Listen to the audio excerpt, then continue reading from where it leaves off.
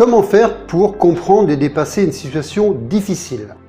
Bonjour pour ceux et celles qui ne me connaissent pas, je m'appelle Thierry Motard, je suis hypnologue, coach comportemental, consultant, formateur et conférencier.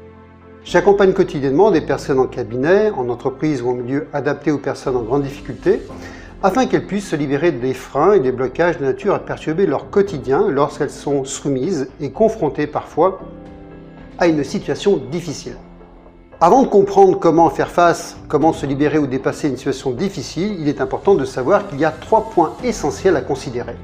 Tout d'abord, l'avant qui précède une situation ou expérience difficile, le pendant et l'après. Comprendre tout d'abord l'avant qui précède une situation difficile est important parce que nous sommes dans une culture occidentale qui anticipe souvent les événements à venir. Et les anticiper, c'est déjà les vivre et commencer à vivre dans son corps et dans sa tête l'éventuelle souffrance à venir. Contrairement à certaines cultures orientales qui ont un rapport différent à la souffrance ou à la mort, nous vivons plus dans le sentiment de nos pensées, plus que dans le sentiment du monde et de la réalité telle qu'elle est véritablement.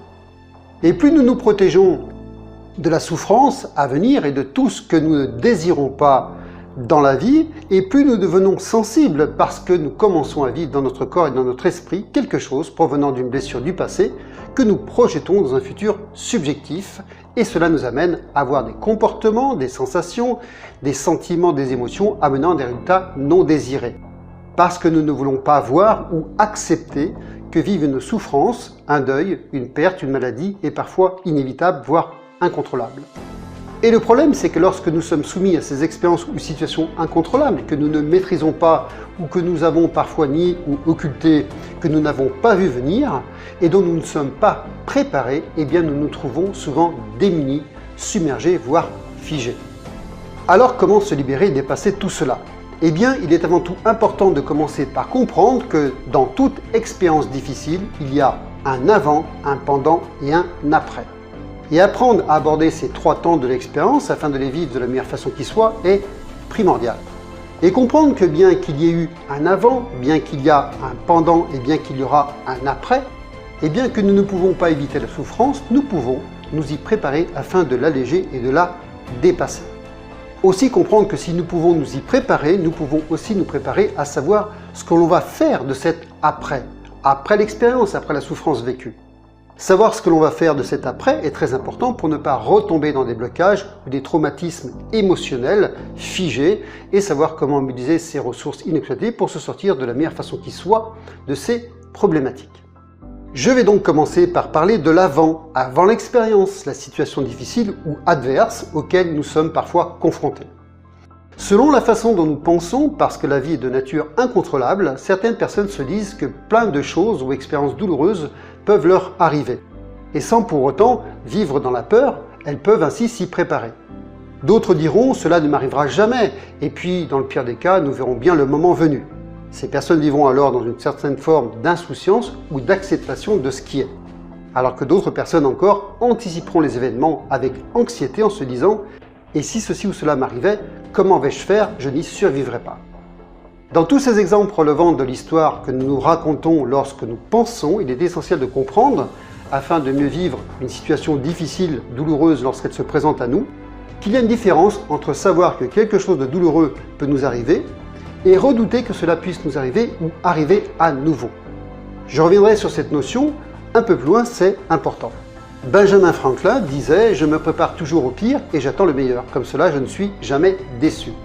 Alors oui, c'est peut-être un peu pessimiste, mais encore une fois, si je suis préparé, j'ai plus de chances de dépasser ce qui est de nature à me perturber. Et donc, si j'ai les ressources nécessaires à l'état d'esprit positif suffisant et que je ne suis pas perdu dans mes sentiments, de mes pensées, avant qu'un événement, qu'une difficulté ou qu'un coup dur arrive, alors je suis d'une part capable parfois de les éviter et prêt, le moment venu, à aborder le pendant dans les meilleures conditions, si je suis bien présent à ce qui m'arrive sans me laisser déborder par ma souffrance ou par mes pensées. Ensuite, lorsque nous vivons le moment présent, le pendant de l'événement ou de la difficulté, cette façon particulière de vivre l'expérience qui nous est propre, car à situation égale, nous aurons tous une manière différente de vivre une situation en fonction de notre histoire de vie ou de notre parcours de vie, eh bien, il est important de comprendre comment nous fonctionnons et pourquoi nous réagissons comme nous le faisons lorsque nous sommes soumis à ces émotions, ces événements au cœur de la tourmente. pendant l'expérience. Et c'est ce qui nous amène dans l'après, après l'expérience, afin de comprendre que parce que vous n'avez pas d'autre choix que de subir la souffrance ou de tenter d'en faire quelque chose, l'expérience ce n'est pas ce qui nous arrive, mais c'est ce que nous faisons de ce qui nous arrive. Et puis, il y a l'après-expérience, après la situation difficile, le coup dur, la souffrance, qui parfois entraîne les gens dans l'effondrement et qui fait qu'ils ont beaucoup de mal à s'en remettre.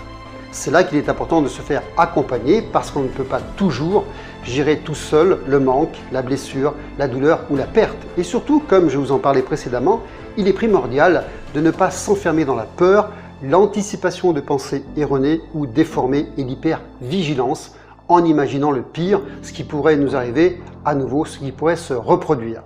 Car cela pourrait nous amener à vivre dans un stress permanent et à laisser des traces traumatiques, voire indélébiles, en arrière-plan de cette expérience passée. Alors, si vous souhaitez savoir comment aborder l'avant, le pendant et l'après-expérience douloureuse de la meilleure façon qui soit afin de la dépasser, l'outil formidable qu'est l'hypnothérapie peut vous permettre de comprendre que vous n'êtes pas obligé d'être soumis aux situations difficiles, extérieures, incontrôlables. Elle peut vous aider avec une formidable efficacité car elle s'adresse directement à la partie émotionnelle de votre cerveau, à l'origine de vos sentiments, de vos peurs, de vos émotions et de vos anticipations, rattachées bien sûr aux fonctions vitales et homéostasiques du corps. Elle permet en premier lieu de mobiliser notre subconscient qui a les ressources nécessaires pour modifier une perception ou des pensées déformées voire erronées et qui souvent nous empêchent de voir la réalité telle qu'elle est véritablement.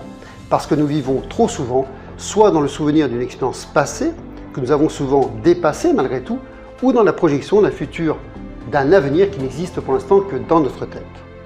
En ce sens, l'hypnothérapie permet de prendre de la hauteur par rapport à ce qui nous arrive et de tirer un bénéfice important de nos expériences passées, tout en comprenant que l'expérience résulte parfois aussi d'un résultat. Résulte de quoi? Eh bien d'un grand nombre de causes et d'effets qui ont précédé cette expérience ou événement.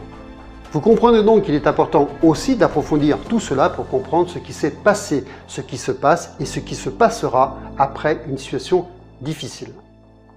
Alors si tout ça a du sens pour vous et que vous souhaitez en savoir plus sur comment l'hypnothérapie peut vous aider à dépasser une situation difficile, je reste disponible bien sûr si vous souhaitez échanger avec moi le moment venu. Vous trouverez aussi toutes les applications thérapeutiques de l'hypnothérapie sur myhypno-éveil.com. D'ici là, prenez soin de vous. Merci.